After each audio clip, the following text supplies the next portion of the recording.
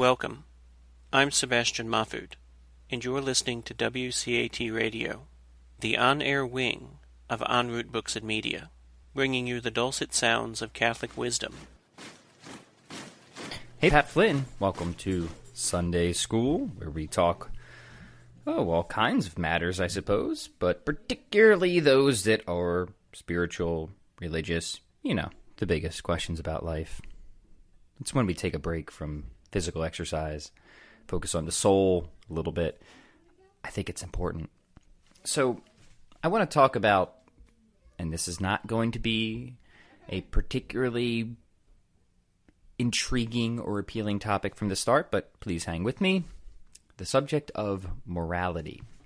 Now, the reason I want to talk about this, well, there's a few reasons, but the first reason is before I became a religious person, and remember, for many years I would have considered myself an atheist. I was actually quite anti-religious.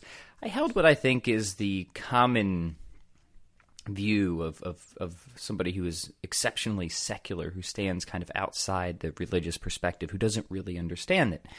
And the view that I held was that religion, in most, many, or if not all of its forms, is really about an arbitrary set of rules of trying to just keep people oppressed or restricted, or somehow trying to inhibit their freedom. That was my view.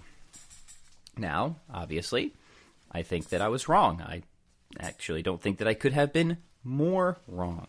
And since becoming religious, since becoming a Christian, my perspective on reality has completely changed, and I think it's the right perspective, and I want to share that perspective and see if we can get the right understanding of what morality is, particularly, that's always a hard word for me to say, Christian morality.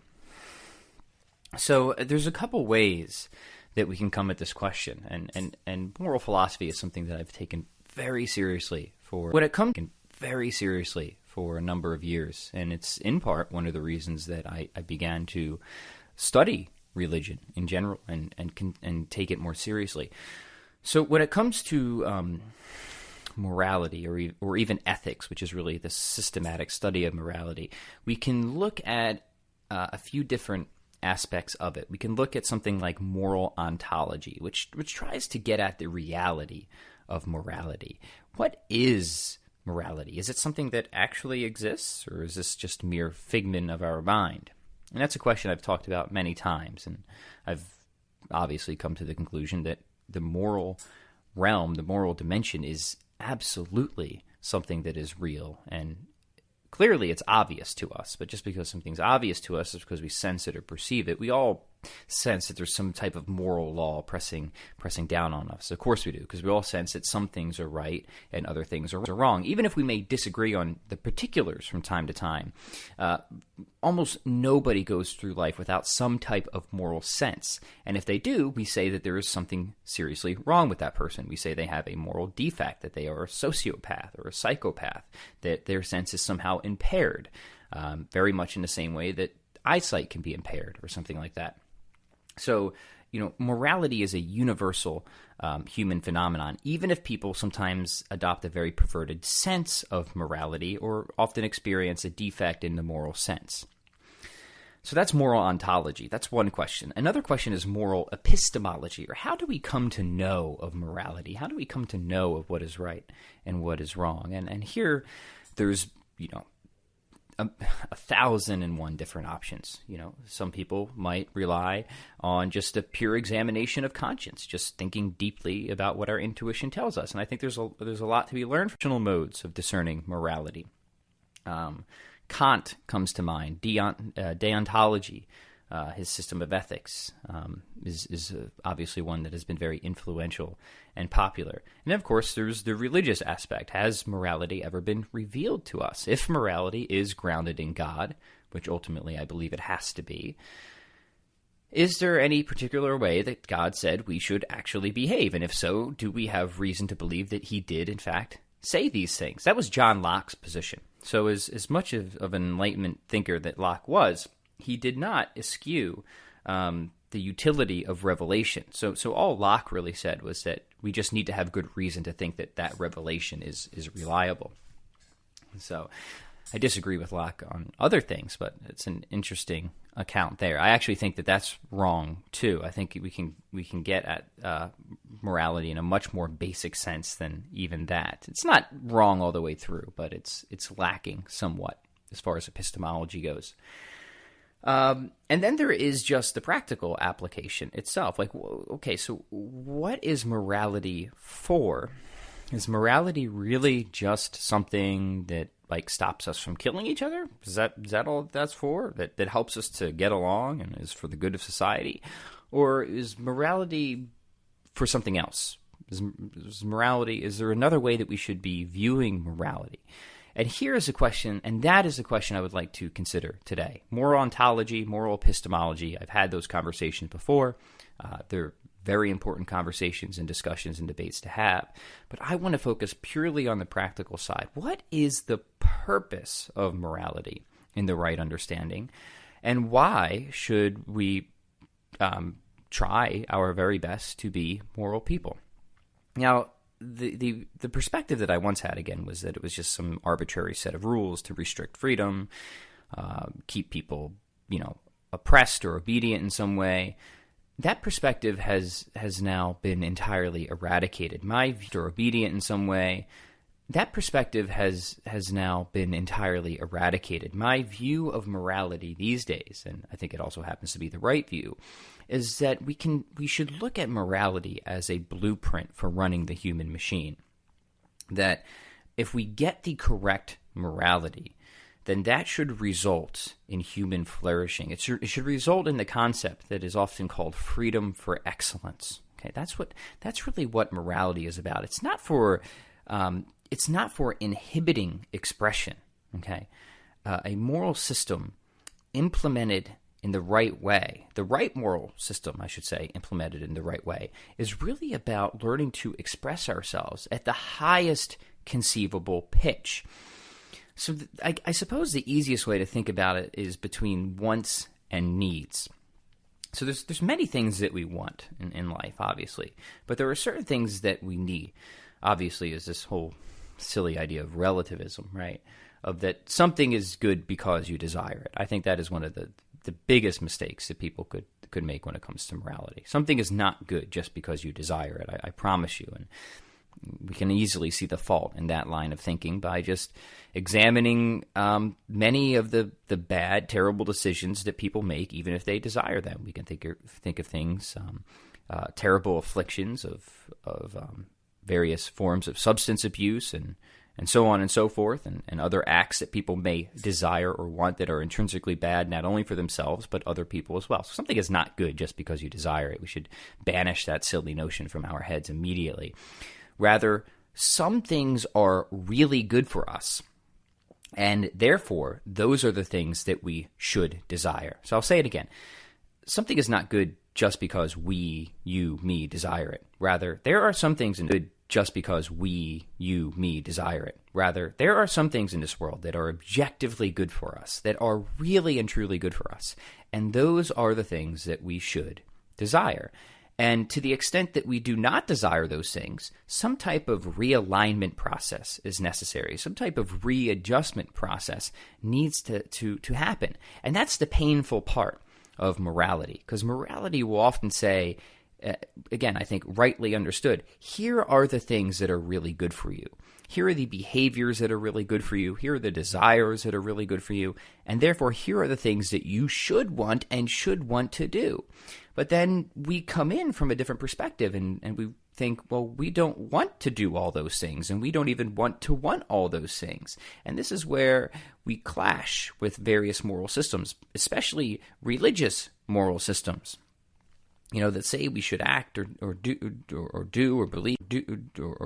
believe certain things, and we just happen to desire things that are almost either completely at odds with that or slight deviations on that. And so we think that these systems are arbitrary or meaningless or stupid or oppressive or whatever. And I might not have fully believed this point of view if I really didn't make an honest effort to try and adopt something like, I say something like the Christian moral system, because there's so many different denominations of Christianity out there. Not all of them agree on every one thing, and I try to most of what I do here express it through a mere Christianity viewpoint, a basic Christianity, a general Christianity, or whatever most Christians pretty much agree on, which is getting more difficult the more denominations pop up. If even more specifically, I would probably tend to lean something towards a virtue ethics or natural law, which is more found in the Catholic tradition. But we don't need to even go in that direction. The point is that I probably wouldn't have believed that morality is like a blueprint for running the human machine, right morality anyways, unless I really gave an honest effort to implement it and have discovered in just how many ways my life has been enriched, how much more fulfilled and meaningful my life has become, and how much happier I have been too, despite the great amount of effort. Becoming a virtuous person, becoming a moral person, and the last thing I should ever want to imply is that I'm sitting here preaching as a moral person. Like I am I'm as deeply flawed as any person can possibly be. But the point is that even the act of trying to realign what I want on one hand with what is really good for me on another has been so meaningful and significant in my life that I would feel a disaster if I did not try to share this account in some way. So it's not even to say that, just because a person, ascribes to religious morality A, they are therefore a better person than somebody who subscribes to, no religious morality at all. That's comparing apples to oranges. What you have to do is compare apples to apples. How was I before I tried to ascribe to a particular religious or Christian morality before and after? Of course, there is a sort of relativism in that sense. So in my personal experience, I don't think I was ever a bad person, but I had, let's say, a number of disordered behaviors, extremely self-centered, and then the kind of reorienting force, if you will, of the religious moral system has compelled me, and this is, of course, is not an easy thing to do, to focus so much more outward. But then what happens is you realize that actually brings so much more in, and you don't lose happiness by adjusting your behaviors and becoming a more virtuous, or at least trying to become a more virtuous or moral person. You actually increase in happiness. So this is kind of the funny paradox, isn't it? So many of us rebel against any religious system of morality because we think it's going to take something away from us. We think it's going to restrict us in some way. And let it be known, it does. It absolutely does, because it will say outright, like, hey, these types of behaviors are really not good for you. You should not engage in them. So I don't want to make it seem like there aren't restrictions. But what according to these various virtues, principles, and moral systems will discover is that those restrictions make sense, that those behaviors that even if you didn't see any immediate harm in while doing them, once you got rid of those behaviors, you then see the immediate benefit that comes from no longer engaging in them. And I could list a number of examples there, but most of them would probably be embarrassing to talk about on a public forum in any capacity. But let's say that has certainly been the case a number of times, to my great surprise in my personal life. And I don't think that any person who really tries, especially somebody like me who was not always religious, was not always Christian, can then become religious or Christian without having to go through a sort of painful realignment and readjustment process. I think one of the biggest mistakes that people who practice a religious moral system make, and this is by no means exclusive readjustment process. I think one of the biggest mistakes that people who practice a religious moral system make, and this is by no means exclusive to Christianity, but one of the biggest mistakes they make is they'll say, okay, I'm a Christian, but then what they'll do is they'll try and back their current moral system or their current worldview or politics into their Christianity. They'll try and, contort and twist and form their religion around everything that they already like and believe, and take the parts of the religion that they agree with, discard the parts that they don't agree with, so they get this sort of piecemeal religion. I think that in part is why so many people reject religion outright and go instead towards some sort of vague spirituality. I'm spiritual but not religious, because they want that divine transcendent dimension on tap whenever it's convenient, but they don't want all the other stuff that they might not happen to agree with. And I think that's a very babyish and childish idea. It also happens to be one that I subscribe to myself for quite a long time. I did explore, the kind of spiritual but not religious tradition, but then you realize you really just have pulled the flowers, up from the roots and put them in a vase, and it just can't survive without those groundings, without that religious soil. Oh boy, there's so many directions we could take with this conversation. It's early. It's not that early. What time is it? Oh my gosh, it's not early at all. I think I was up. I don't know. This is a confusing morning. It's a nice morning. It's raining out. So, morality. Back to the subject at hand. Some things are really good for you, and those are the things that you should desire.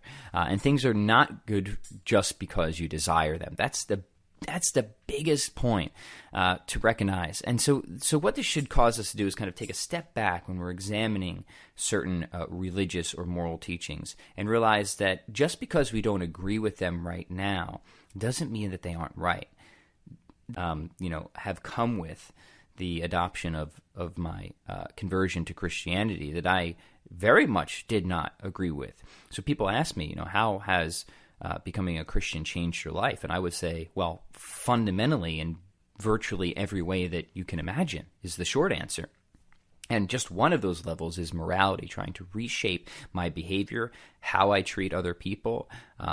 And it's not just, again, I think I was always generally a very accepting person, but I can't say that I always really went too far out of my way, especially for people who I maybe didn't know or didn't feel I have a relationship to.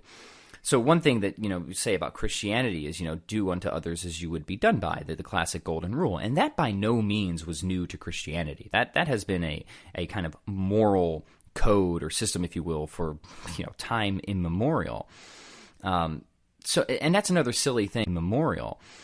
And that's another silly thing that people sometimes think is people will claim that Jesus brought morality to humanity. That actually makes no sense, even within the context of Jesus, because Jesus came here and claimed to be able to forgive sins, to be able to forgive wrongdoings. But it would make no sense if he came to forgive wrongdoings if he introduced the very notion of wrongdoing at that same time. I forgive you for doing wrong, even though you didn't know that you were doing wrong. That would just make no sense. No, the point is morality has always been written on our hearts. We have always had a moral code and system. It's always been there, even if it hasn't always been perfectly clear. And only when you understand that does Christianity, and specifically Jesus, make any sense. So we don't want to say that Christianity brought morality into the world with Jesus. That wouldn't even make sense. With Jesus, that wouldn't even make sense when looking at Jesus and all the things that he did and said himself. Rather, it presupposes a morality. If anything, it refined it, it grounded it, and it clarified it. That's the thing. So when it comes to the golden rule, we've seen this through all cultures and all times. So the problem is people kind of have extracted it, expanded it or contracted it, right? So, okay, people in certain times and cultures may have ascribed to, treat your neighbor as you would treat yourself sort of thing. But they might only consider people in their immediate neighborhood to be their neighbor, right? They might not consider people in another county to be their neighbor, or people in another country to be their neighbor, or people in another race to be their neighbor, or people of a different eye color or hair color. That's the problem, is that it was kind of this accordion morality that could be either contracted or expanded. May have love everyone else as yourself. You cannot contract it any longer. It is absolutely universal. There's no getting around that. So it may have offered some clarity to what was something that was already held and known, even if it was imperfectly perceived, if that makes sense. So I want to make that very clear. I think sometimes, you hear people online arguing, maybe it's a Christian on one hand and not Christian on the other hand, and however the conversation goes, I'm sure you've seen them before. Because you'll be like, oh yeah, you can't be a good person if you don't believe in Jesus. Usually it's actually the non-Christian who says that. He's like, are you saying I can't be a good person if I don't believe in Jesus? Of course not. No. The moral code is something that is inherent to all of us. But I do believe that you're going to get the best moral picture within the Christian worldview, within the Christian religion. I very much have come to believe that, and I think it can be solidly supported. First off, you can't even get morality off the ground without God. If you don't have God, then any type of morality is reduced to the pure. If you don't have God, then any type of morality is reduced to the purely epistemological account. And on something like naturalism, which is the philosophy that there is no such person as God, that means that all morality came about through evolution. And we're forced to conclude that morality is just something that we invent. It's a useful but false belief. Now, bring God back into the equation. Morality can come about through evolution, but now it's something that we discover rather than invent. It's something that is objectively grounded in God. We would say that moral values are grounded in God's all essentially good and loving nature, and moral duties, what is right and wrong. So we have good and evil moral values, right? Grounded in God's essentially all good and loving nature, and we have moral duties, or right and wrong, in God's will or command. So you do need something like the religious view to even get morality, a true morality, off the ground. It just cannot work without something like even further than that. When it comes to the practical and epistemological sense, the Christian view of morality, I think not only and here's where you have to be very careful. Because this is not to say that Christians or the history of Christianity has only been a good and loving history. That is so obviously false. But Christianity has an answer for that. There's obviously the doctrine of sin and the corruption of man. We shouldn't expect, even in a Christian context, that people aren't going to do wrong. That they aren't going to that they're inherently inclined on some level to fail. So it's kind of that interesting balance, isn't it? Where on the one hand, we have this higher calling, we have this clear blueprint for how to flourish, but on the other hand, we have an explanation for why we almost always fall somewhat short. But we have an answer of how to reconcile these two as well, which is, of course, within the atoning sacrifice and mission of Jesus himself. But all that aside, one should realize that morality is not arbitrary. It doesn't exist as some type of, social construct, if you will, as the postmodernists often like to say. And I'll have many things to say about postmodernists, but we'll just leave it at this: is morality is not something that is about a meta-narrative power grab or whatever. That's a funny thing about the whole social construct theory. It's like, where do you stop applying that, right? If everything is a social construct, then isn't the theory of a social construct a social construct? The whole philosophy is entirely cannibalizing. It just gobbles itself up. Don't want to get too distracted, right? Morality is not about certain systems of morality that go really wrong could be like that. But morality rightly construed, and this is how you know when you have the right morality or getting closer to the right morality, is it should bring you into a closer love relationship with God. It should bring you into a greater love relationship with all the rest of humanity. And because of that, you will find and should find greater fulfillment, satisfaction, and meaning in your life as well. It is something that you will know by its fruits, by how it changes you within, the goods that it produces without.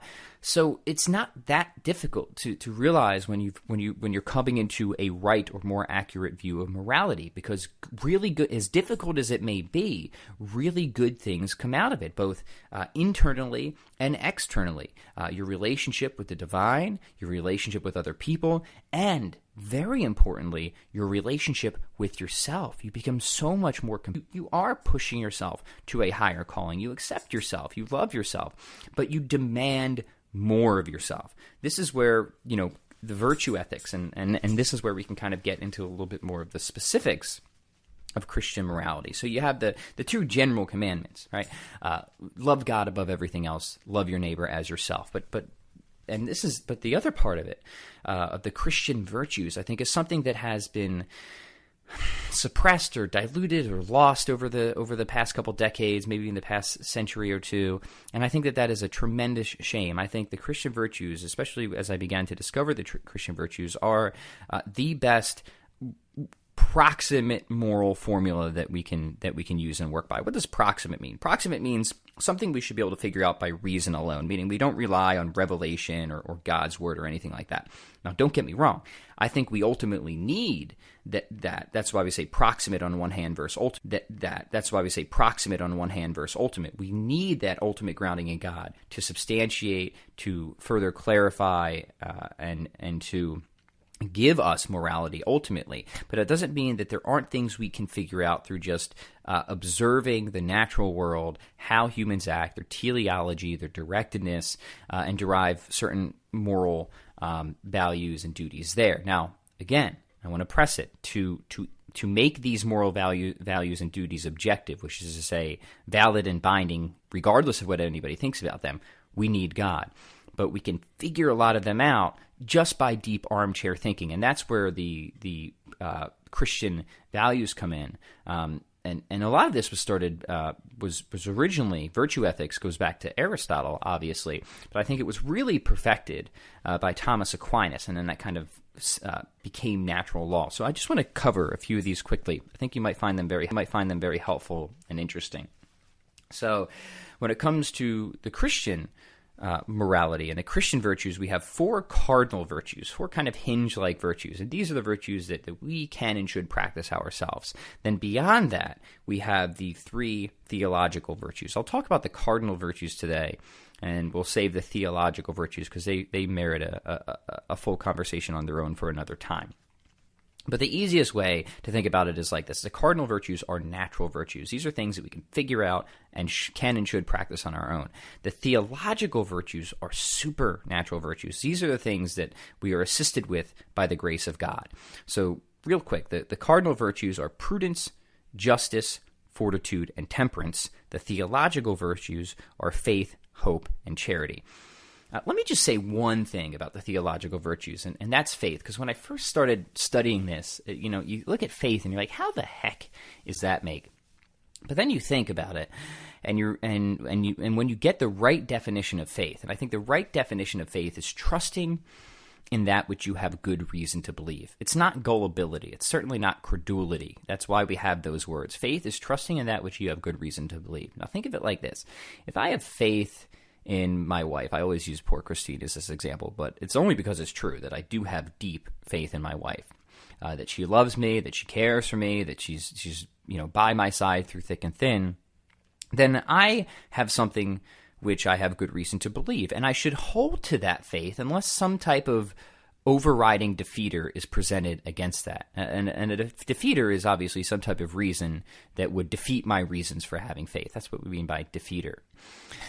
What would not be good is if I have faith in my wife and it's absent a defeater, but I was constantly questioning her character, her behaviors, and this and that, and just her character, her behaviors, and this and that, and whenever my mood changed, my faith would change. Maybe I'm in a bad mood, maybe I'm just feeling a little antsy or skeptical that day, and I just lose my faith in my wife. Now I don't have any reason to lose my faith. I just do because my emotions were down that day, or something agitated me, or whatever.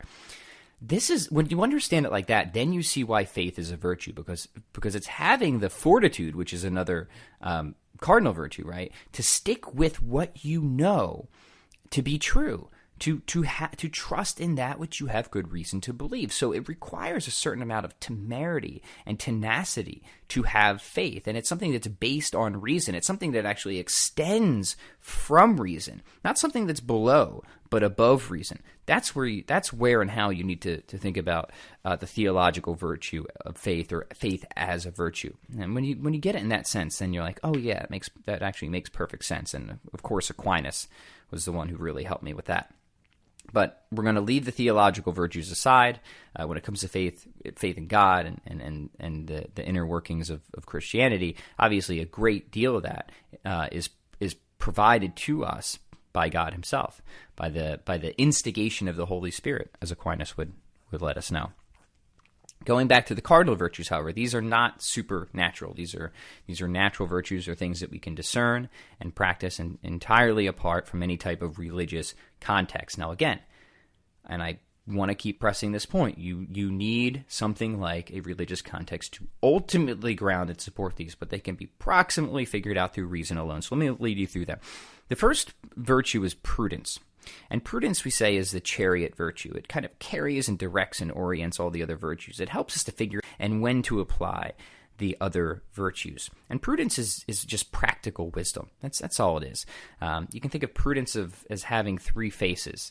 Using the wisdom of the past, or the experience of the past, to make a decision in the present for the best outcome in the future. So one more time, using the wisdom or experience of the past to make a decision in the present for the best possible outcome in the future. Now, does prudence mean you're omniscient? Does it mean you'll always get it right? No, it doesn't. But it is a virtue to try, to learn from experience, and to try to make better decisions over time for the best possible outcome in the future. That's where the whole idea of prudential values comes from. So if we already agree on something that is good, then we talk about prudential values of what is the best way to get this thing that is good. That's prudence, okay? It's practical wisdom. Now, we can see how we need prudence to kind of orient and direct the other virtues, because Christian morality is not contrary to some type of absolute morality. This is always right. This is always wrong. No, situations change. Context is important. So lying, for example. Is it always wrong to lie? Well, not if we use prudence, which is a Christian virtue. Maybe we're lying to protect a life from some guy knocking on our door saying that they want to, torture and kidnap somebody. It seems to me that the most moral thing to do in that situation would be to say, like, you have no idea where that person is. That seems fairly obvious to me. Whereas other systems of ethics, something like Kant's deontology, suffers from that problem, because it looks at universalizability as one of the main principles there, where what is morally right should be morally right in a universalizable and seemingly absolute circumstance. Christianity doesn't suffer from that problem. It's not a morality of absolutes. Now, some moral values will be absolute. Love God, above everything, and love your neighbor as yourself. But what does it mean to love in the Christian sense? Well, in the Christian sense, it means to will the good of the other. But what is good for somebody might not always mean like snuggling with them and giving them warm blankets. Sometimes there's also that idea of tough love as well. So we have to be careful about how we define and how we implement this concept of love. Christian love is not, necessarily romantic love or companionship love or friendship love. It's a very different kind of love where we will the good of the other for themselves, because it is good for them. And that could mean a whole lot of different things. And again, context is important. That's why we need prudence, to really try and figure out what is the best answer in this situation. And it may be a very tough situation.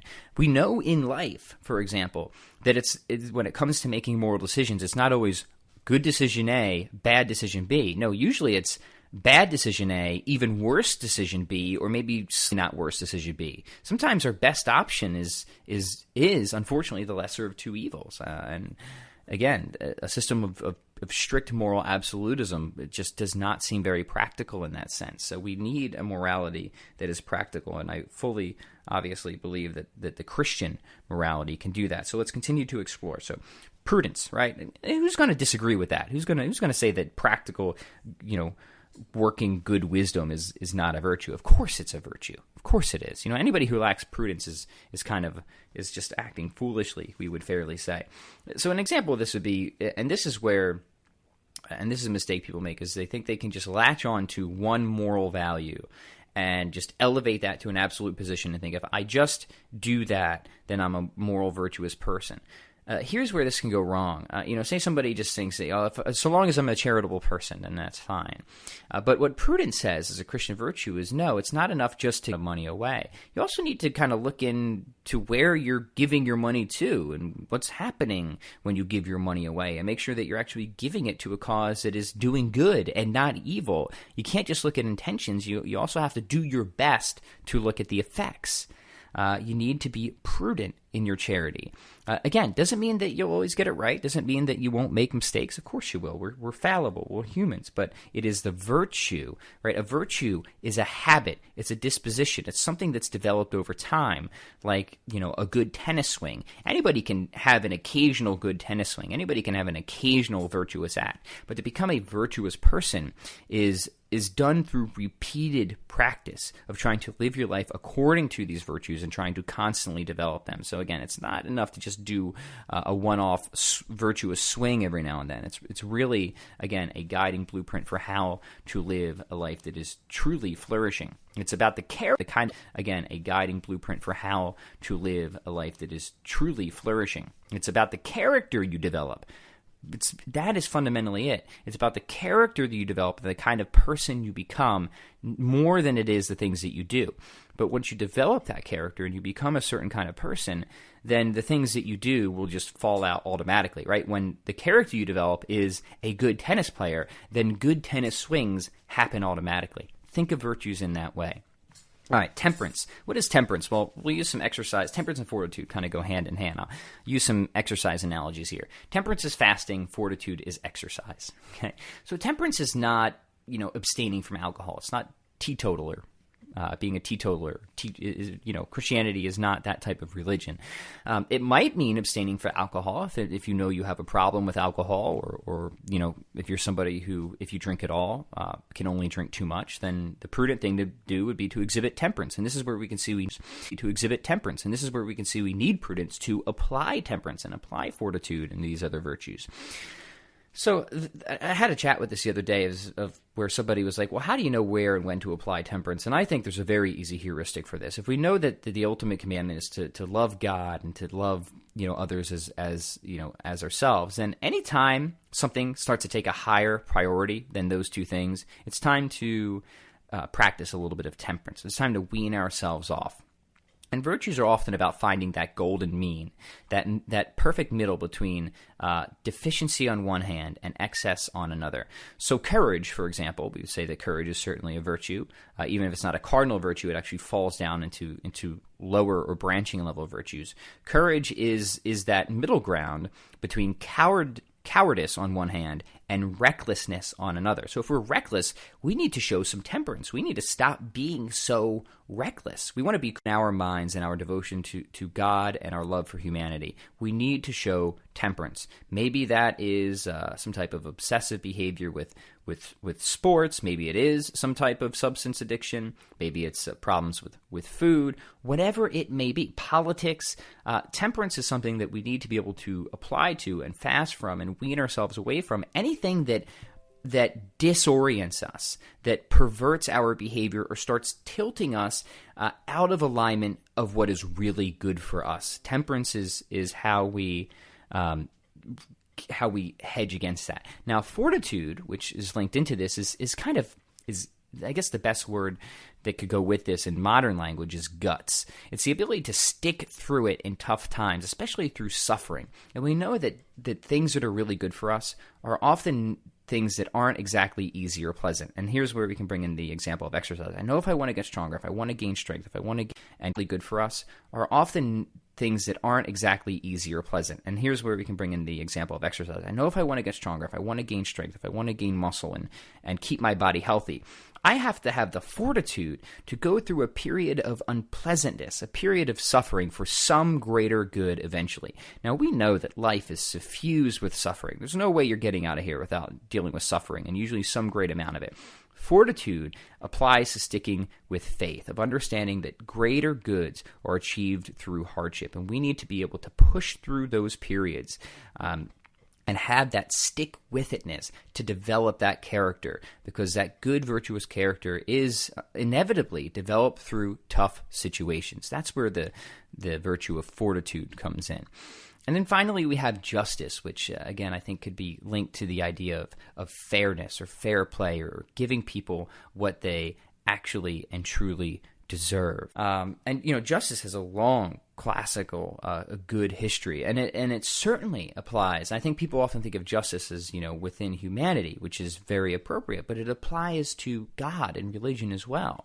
The just thing to do is to love God above everything else, because God is the ground and source of our very existence and being, and he gives us his infinite love. It is only just to give God what he deserves. So it's important to see that these virtues ultimately all tie together, and they also help in many ways to integrate and support the theological virtues, which in turn God helps and supports us with as well. So hopefully this has given you a somewhat brief but enticing introduction to Christian morality. And I hope that when understanding these virtues, you can see, okay, in any sense that you kind of follow this, not become a better, happier, more fulfilled, productive person. How could you fail to do that? Everything about what we just described, I believe, sounds absolutely obvious to me, that this is not about oppressing people or meta-narrative power grabs or any silly thing that people often criticize religious morality for. This is so obviously for the good of every human being, every human individual soul, not only for your personal flourishing, but for the flourishing of society as a whole. It's not just good for one, it's good for all, it's good for many, it's good for everybody. Now, of course, the difficult thing is trying to live this out. Nobody said that anything of this was easy. If you decide you want to become a Christian, I think somebody asked me this on an interview I did on a religious podcast. They said, is becoming a Christian made your life easier? I said, in some ways, yes, in other ways, no. It has challenged me to fundamentally change just about everything about myself. That was exceptionally difficult, but it has also answered every single major existential question I have ever had. It has so filled me up, spiritually, so to speak, that I can take on those other challenges. Those other challenges are no longer an insurmountable problem where they may have been before. So I think that's the way to start thinking about it. Let me know what you think of this episode. If you got something out of this, I know it was a little bit more on the philosophical or practical side, but I think this is a really important topic. So if you enjoy it, please do subscribe to the show. Let me know, hey, Pat, enjoyed Sunday school. I always like to know specifically what you hear. So if you really do enjoy this kind of talk and want me to dig more into it, specifically the theological virtues, hit me up on iTunes. Subscribe to the show. Rank it. Really helps bring new people in. We're trying to obviously do as much good work here and need your help and support as well. We hope you enjoyed the program and will join us back for another show on WCAT Radio. This is Sebastian Mahfood. Good day.